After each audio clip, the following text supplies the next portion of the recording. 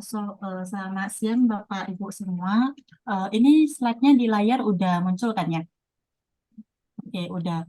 Nah, tadi kan Bu Aine juga udah sampaikan terkait dengan PMK 66 ini menurut kita juga penting ya untuk Bapak Ibu ketahui semua.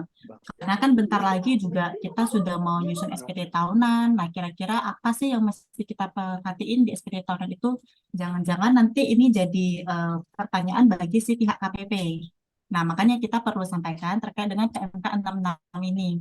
Nah, PMK 66 ini terkait dengan natura bagi si karyawan. Nah, mungkin ini kita bisa lihat perbandingan dengan undang-undang sebelumnya. Kalau di Undang-Undang Nomor 36 tentang pajak penghasilan, di Natura itu tidak dapat dikurangkan bagi si pemberi kerja. Artinya kita lakukan koreksi fiskal di laporan keuangan kita waktu submit SPT tahunan. Dan bagi si penerima itu bukan merupakan objek PPh. Nah, tapi ada kategori natura yang memang diperkenankan sebagai pengurang. Artinya ya boleh diakui, nah nggak perlu dikoreksi fiskal. Nah, itu terkait dengan penyediaan makanan minuman ke seluruh pegawai. Atau untuk yang di daerah tertentu. Hanya dua itu saja yang dulu boleh diakui sebagai biaya. Selebihnya itu semuanya kita koreksi fiskal. Nah, tapi kalau di Undang-Undang HPP yang terbaru itu sudah diatur, natura itu dapat dibiayakan sepanjang terkait dengan 3M. Nah, 3M itu mendapatkan, menagih, memelihara penghasilan. Nah, tapi dengan catatan bagi si penerima natura ini itu merupakan objek PPh. Nah, tapi di sini juga ada diatur yang bukan merupakan objek PPh itu apa aja sih? Jadi juga nggak semuanya natura itu serta-merta jadi objek pajak ya. Nah, yang bukan merupakan objek pajak itu tetap penyediaan makanan minuman bagi seluruh pegawai. Nah, tapi nanti ini ada batasan tertentunya juga. Terus untuk natura dan kenikmatan di daerah tertentu, terus ada natura kenikmatan yang memang merupakan keharusan untuk pekerjaan. Karena kan ada beberapa bidang usaha yang memang butuh APD ya untuk keselamatan kerja gitu kan ya. Terus itu ada natura yang bersumber dari APBN dan APBD, ada juga natura dan kenikmatan jenis dan besar tertentu. Nah, mungkin ini yang nanti kita lebih bahas spesifik terkait dengan yang batasan tertentu dengan yang poin B1 ini, penyediaan makanan bagi seluruh karyawan. Karena mungkin untuk bisnisnya Bapak Ibu mungkin lebih cenderung ke yang poin ke-1 sama ke-5. Kalau untuk yang kedua, ketiga, keempat mungkin agak jarang ya. Tapi kalau untuk yang kedua itu nanti harus melalui permohonan karena masuk ke daerah tertentu itu atau tidak. Nah, terus untuk ketentuan yang mengatur natura itu ada di aturan PP 55 tahun 2022. Oke, kita lanjut lagi. Di PP 55 tahun 2022 sebelum adanya pelaksanaan itu diatur terkait dengan objek PPh. Objek PPh itu apa aja sih? Yaitu pemberian berupa barang ataupun pemberian berupa fasilitas. Jadi bukan pemberian berupa uang sebagai tunjangan ya. Karena kalau biasanya untuk hitung PPh satu kan biasanya ada gaji pokok, ada tunjangan jabatan, lah, ada tunjangan makan. Nah, itu di luar dari itu. Tapi ini sifatnya adalah pemberian berupa barang dan pemberian berupa fasilitas. Contohnya itu seperti apa? Kalau untuk pembelian barang itu misalnya ada dikasih mobil kepada si karyawannya. Atau kalau misalnya dikasih laptop untuk pekerjaan. Nah, tapi itu berubah kepemilikan ya, yang semulanya milik pemberi kerja menjadi si karyawan punya. Nah, itu contoh untuk imbalan berupa barang. Nah, sedangkan kalau imbalan berupa fasilitas, itu contohnya pemakaian mobil dinas. Jadi, perusahaan itu menyediakan mobil untuk dipakai karyawannya.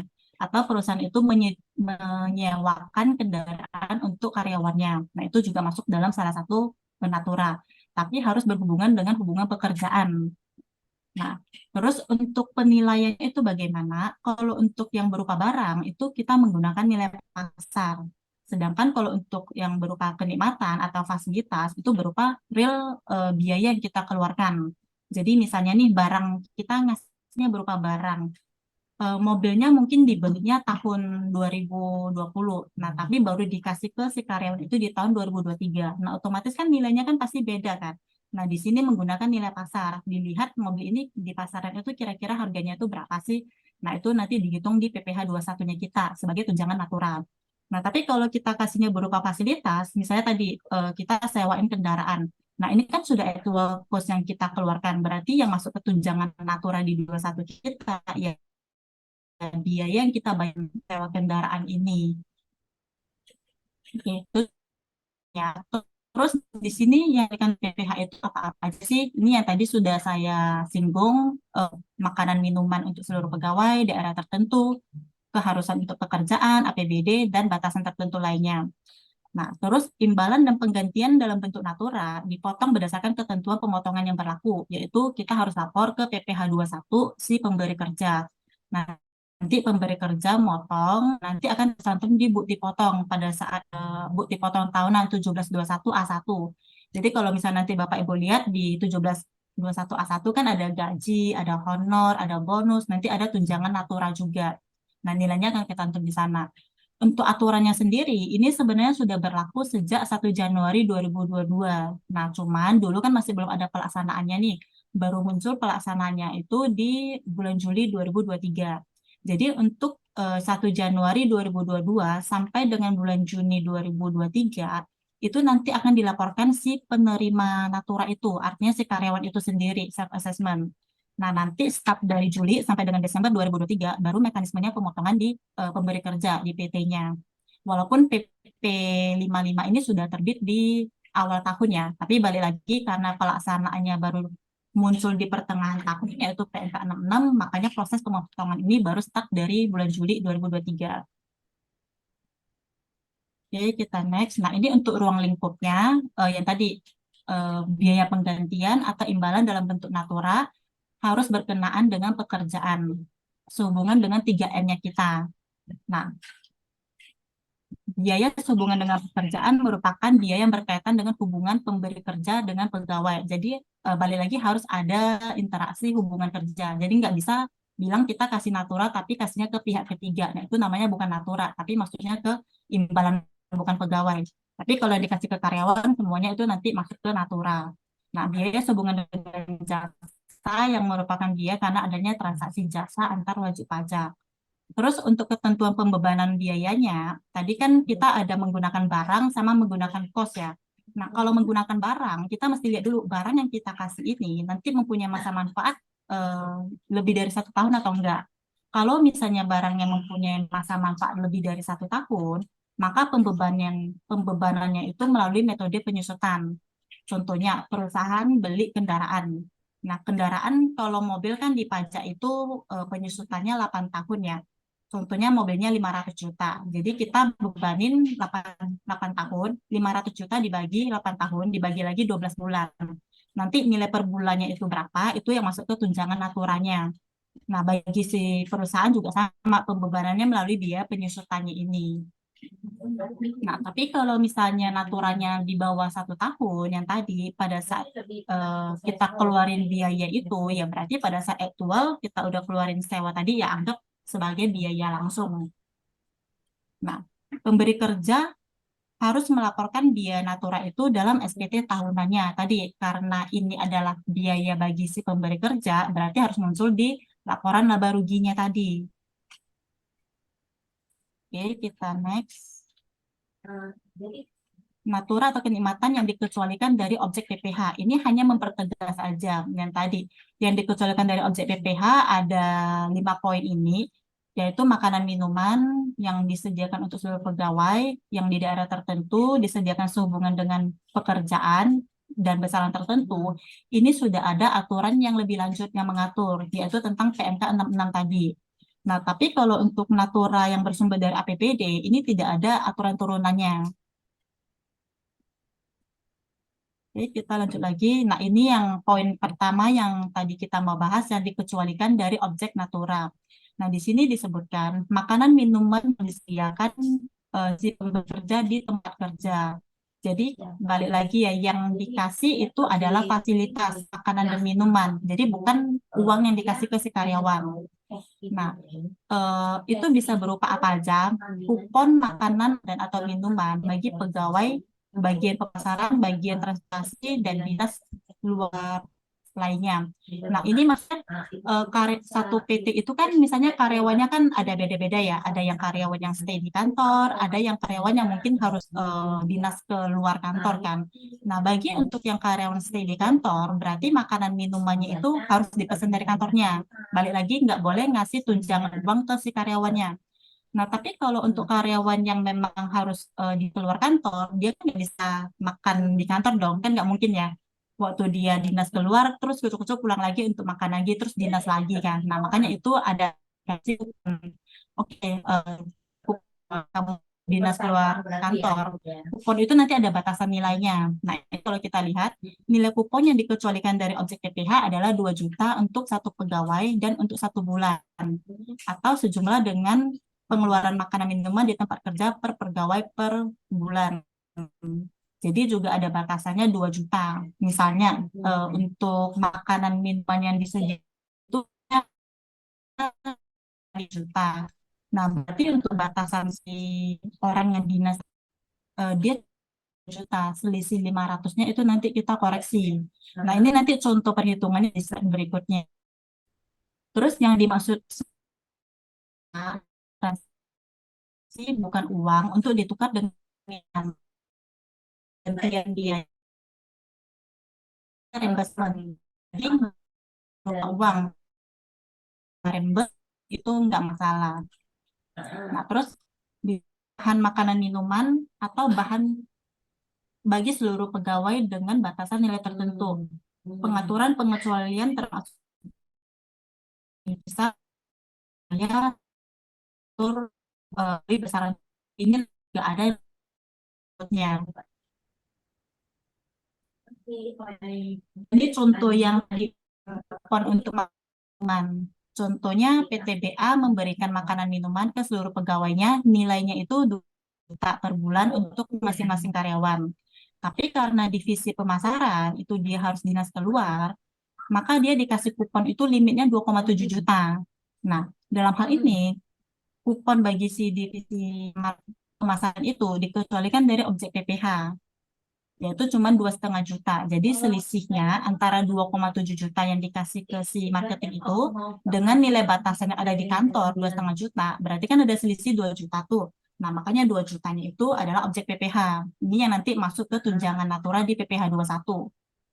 Ya, jadi bukan 2,7-nya semuanya, tapi harus dikurangin dengan batasan yang di kantor ini dulu. Hanya selisihnya saja. Benar. Oke, kita lanjut ke ini. Natura kenikmatan yang harus disediakan oleh pemberi kerja dalam pelaksanaan pekerjaan.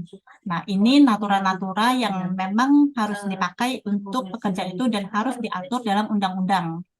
Contohnya pakaian seragam, peralatan untuk keselamatan kerja, sarana antar jemput karyawan, penginapan untuk awak kapal, natura dalam rangka penanganan COVID. Nah, balik lagi, ini semuanya harus sesuai dengan ketentuan perundangannya.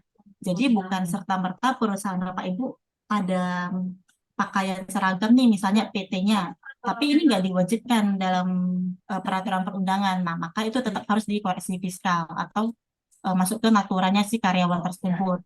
Kalau misalnya memang perlu koreksi ya dikoreksi. Terus ini natura kenikmatan yang dengan besaran atau batasan tertentu. Nah, ini yang dibawain nanti natura dikecualikan dari objek PPh 21. Tapi harus batasan ini ya. Ya, sebenarnya kan kita sudah benar. Contohnya bingkisan dari pemberi kerja antara lain berbentuk bahan makanan, bahan minuman, makanan minuman dalam rangka hari besar keagamaan. Contohnya seperti Idul Fitri, Natal, Nyepi, Waisak, sama Tahun Baru Imlek. Nah, di 2 hari ini nggak boleh. Artinya nanti ada batasannya. Dengan catatan, lebih besar apa lebih kecil? Dengan catatan ini diterima sama si seluruh pegawai ya. Terus untuk yang kedua, bingkisan pemberitaan selain dalam rangka keagamaan. Yang tadi, ini harus diterima semua karyawan dan punya batasan nilai itu maksimal 3 juta per karyawan untuk 1 tahun pajak. Jadi bukan 1 bulan ya. Nah, terus di sini juga ada peralatan dan fasilitas kerja yang diberikan pemberi kerja ke pegawai. Contohnya dikasih komputer, dikasih laptop, atau dikasih HP. Nah, itu kalau tidak kasih ke semua karyawan, hanya beberapa karyawan, itu merupakan natura. Tapi kalau dikasihnya ke seluruh karyawan, itu masuk ke bukan objek natura. Itu aja sih. Terus kita lanjut. Kalau bilang nggak usah koreksi yang lain aja. Terus di sini ada fasilitas pelayanan kesehatan dan pengobatan dari pemberi kerja. Kembali lagi, ini semuanya harus diterima oleh si karyawan tersebut dan diberikan dalam rangka penanganan kecelakaan kerja, penyakit akibat kerja yang berhubungan dengan keselamatan kerja intinya. Jadi bukan serta-merta karyawan itu kasih misalnya asuransi, kasih ke karyawannya, walaupun kasih untuk seluruh karyawan. Tapi kalau diberi tidak dalam rangka penanganan ini, itu tetap menjadi objek natura. Ya, karena gini. Terus di sini ada fasilitas olahraga dari pemberi kerja. Nah, fasilitas olahraganya ini juga terbatas ya. Kalau fasilitas olahraganya berupa golf, pacuan kuda, balap perahu, terbang layang, itu nggak diakuin. Artinya kalau misalnya pemberian fasilitas berupa golf ini itu masuk ke tunjangan natural. Tapi kalau di luar dari ini, misalnya kita kasih gym, itu masuk ke yang dibebaskan ini. Yang penting diterima sama si karyawan ini dan nilainya itu nggak lebih dari 1,5 juta per tahun. Ini kalau yang untuk fasilitas olahraga ini dia nggak ada kata-kata diterima oleh seluruh karyawannya. Jadi untuk karyawan itu juga nggak masalah. Nah, terus di sini untuk fasilitas tempat tinggal dari pemberi kerja yang bersifat komunal. Komunal itu artinya dimanfaatkan secara bersama-sama. Antara lain mes, asrama, pondokan, atau barak. Nah, ini harus diterima oleh pegawai-pegawai. Balik lagi, enggak semua pegawai. Nah, tapi ini yang ada sedikit gray area menurut kita. Di sini kan kata-katanya fasilitas tempat tinggal pemberi kerja bersifat komunal antara lain mes, asrama, pondokan, atau barak. Nah, tapi di sini nggak disebutin apartemen. Kadang kan kalau di perusahaan Bapak Ibu kan ada sewain apartemen, tapi ditinggal oleh beberapa orang. Nah, menurut kita itu masih gray area. Apakah masuk dalam kategori natural ini atau tidak? Karena untuk poin apartemen, di sini cuma disebutin ditinggal untuk individual, yaitu fasilitas tempat tinggal dari pemberi kerja yang hak pemanfaatannya dipegang oleh individual antara lain apartemen atau rumah tapak. Nah, contoh di sini hanya disebutin untuk individual, yaitu hanya untuk satu orang aja. Nah, itu baru masuk ke nah. Terus kalau yang untuk perseorangan ini diterima atau diperoleh karyawan dan nilai gajinya itu, nilai naturalnya itu maksimal 2 juta per bulan. Nah, terus fasilitas kendaraan dari pemberi kerja itu juga harus diterima atau diperoleh karyawan yang tidak memiliki penyertaan modal dan penghasilan brutonya itu rata-rata 12 bulan terakhir itu nggak lebih dari 100 juta. Jadi kalau misalnya fasilitas kendaraannya itu dikasih ke direksi, nah harus lihat direksinya ini, direkturnya ini sebagai pemegang saham nggak di PT itu. Kalau misalnya direkturnya sebagai pemegang saham di PT, itu pasti merupakan objek natural. Karena kata-kata di sini tidak memiliki penyertaan modal. Nah, tapi kalau direksinya itu bukan pemegang saham, ya berarti itu harus lihat rata-rata penghasilan 12 bulan terakhirnya itu di atas 100 juta atau di bawah 100 juta. Oke, kita lanjut di sini fasilitas iuran kepada dana pensiun yang pendidikannya disahkan oleh OJK. Ini kita rasa masih sama seperti aturan sebelumnya ya. Terus fasilitas peribadatan antara lain musala, masjid, kapel, dan pura ini juga diperuntukkan semata-mata untuk kegiatan peribadatan. Terus seluruh natura atau kenikmatan yang diperoleh tahun 2022. Nah, itu kebatasannya diperoleh karyawan atau pemberi kerja karena waktu di 2022 masing-masing karyawan yang harus lapor sendiri semuanya. 2023 pertengahan baru dipotong sama si pemberi kerja. Oke. Nah, ini kita lanjut masuk ke contoh soalnya terkait dengan yang bingkisan tadi yang di poin pertama. Ya, boleh. Nah, di tahun 2024, PT BC memberikan bingkisan ke Tuan BZ selaku karyawannya dengan rincian sebagai berikut. Nah, di 20 Februari itu dikasih bingkisan dalam tahun baru Imlek sebesar 500 juta. Nah, tadi kalau sehubungan dengan hari besar itu kan dikecualikan ya. Nah, terus kita lihat lagi di poin B. Di tanggal 19 Maret itu diberikan bingkisan lagi berupa seperangkat peralatan rumah tangga dalam rangka ulang tahun perusahaan sebesar 1 juta. Tanggal 18 dikasih bingkisan berupa TV itu nilainya 4 juta dan tanggal 19 itu dikasih lagi oven dalam rangka apresiasi kerja 2 juta. Nah, untuk perhitungan karyawan ini nanti dikenakan PPh 21 atau enggak, ini nanti kita buat batasannya. Nah, di Februari, tadi kan dia terimanya 500 juta. Berarti akumulasi yang dia terima tetap 500, karena ini masih pertama kalinya. Nah, batasan yang dikecualikan dari objek pajak ya 500 juta ini. Karena dalam rangka keagamaan, balik lagi, ini bukan merupakan objek.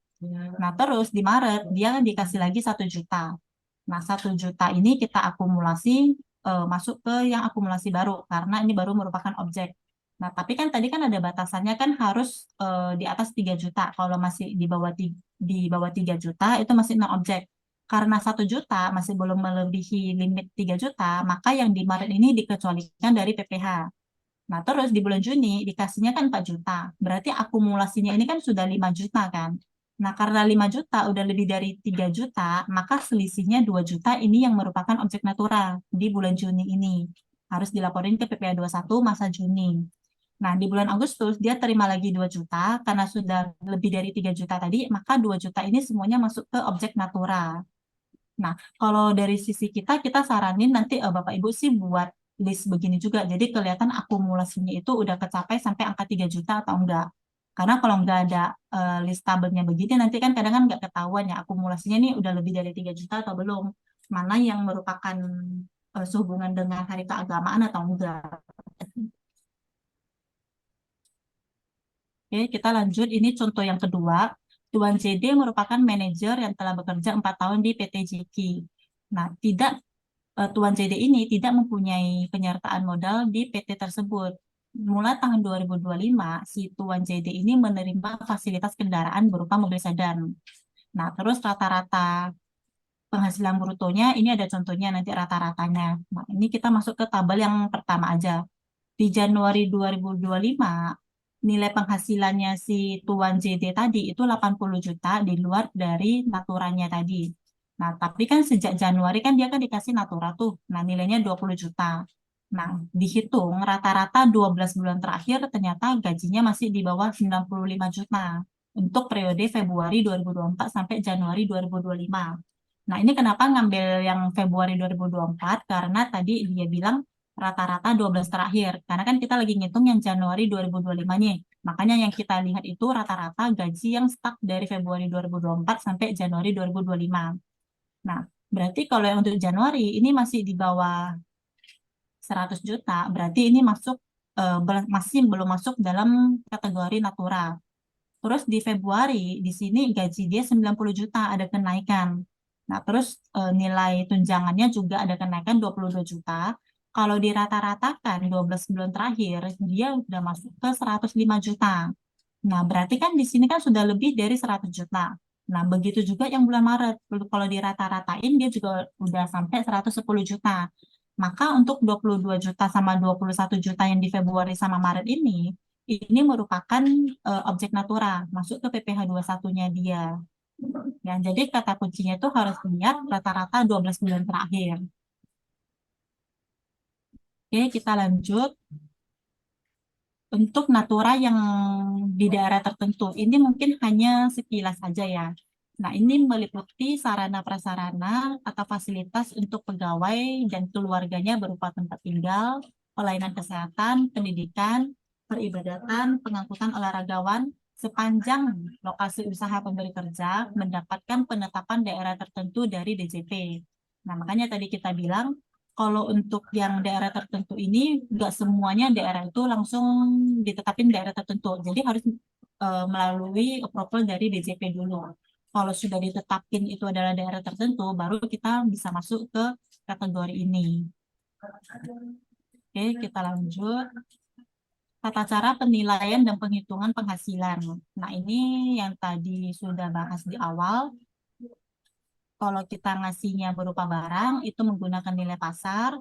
Kalau kita ngasihnya berupa kosnya langsung, artinya masa manfaatnya di bawah 1 tahun, itu langsung nilai yang kita keluarkan. Nah, dalam hal natura merupakan barang dari semula ditujukan untuk diperjualbelikan oleh si pemberi kerja dalam bentuk tanah dan bangunan, itu dinilainya berdasarkan harga pasar. Jadi misalnya si PT-nya ini bergerak di bidang jual tanah dan bangunan.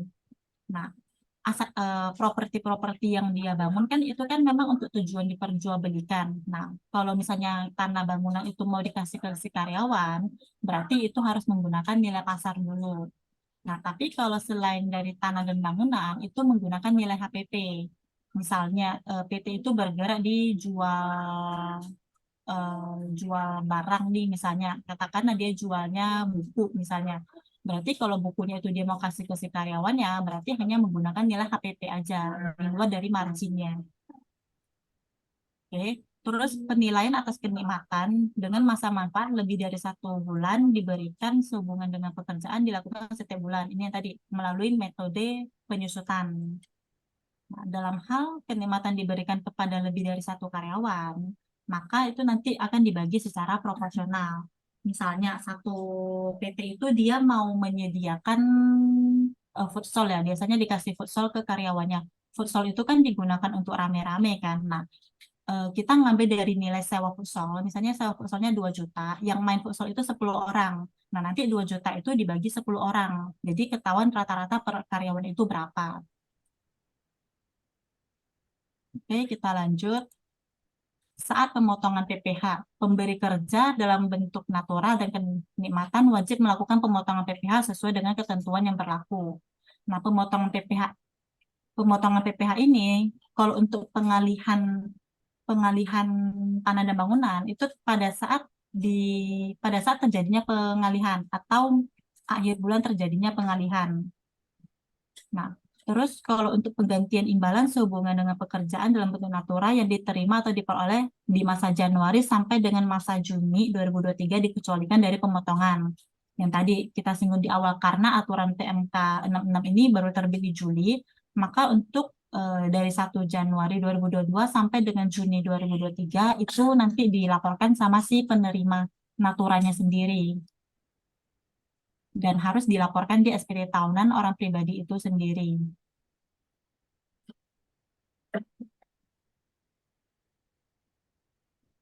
Terus ini contoh berikutnya terkait dengan penilaian. Nah, contohnya Nona JA, itu seorang bintang iklan menandatangani kontrak dengan si PT JZ. PT JZ itu perusahaan kosmetik. Nah, si JA ini contohnya dia mengiklankan produk kosmetiknya, yaitu sebagai ininya ya, mengiklankan produk kosmetiknya atas jasanya tersebut di bulan Desember 2023, CJA menerima penggantian berupa paket-paket alat kosmetik. Jadi dia dikasih endorsement alat-alat kosmetiknya.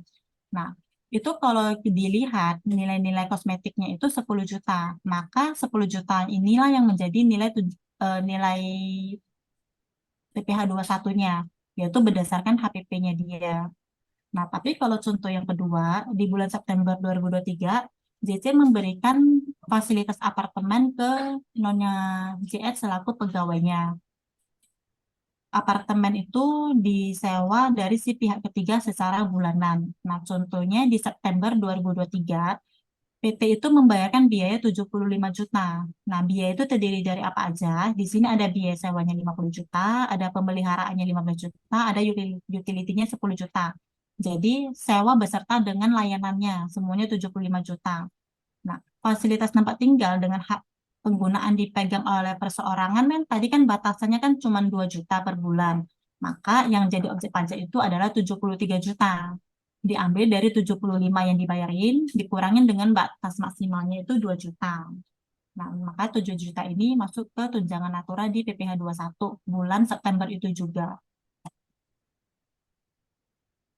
Oke, kita lanjut. Ini contoh selanjutnya. Nona MC, seorang artis, memberikan jasa promosi berbayar ke Hotel NX.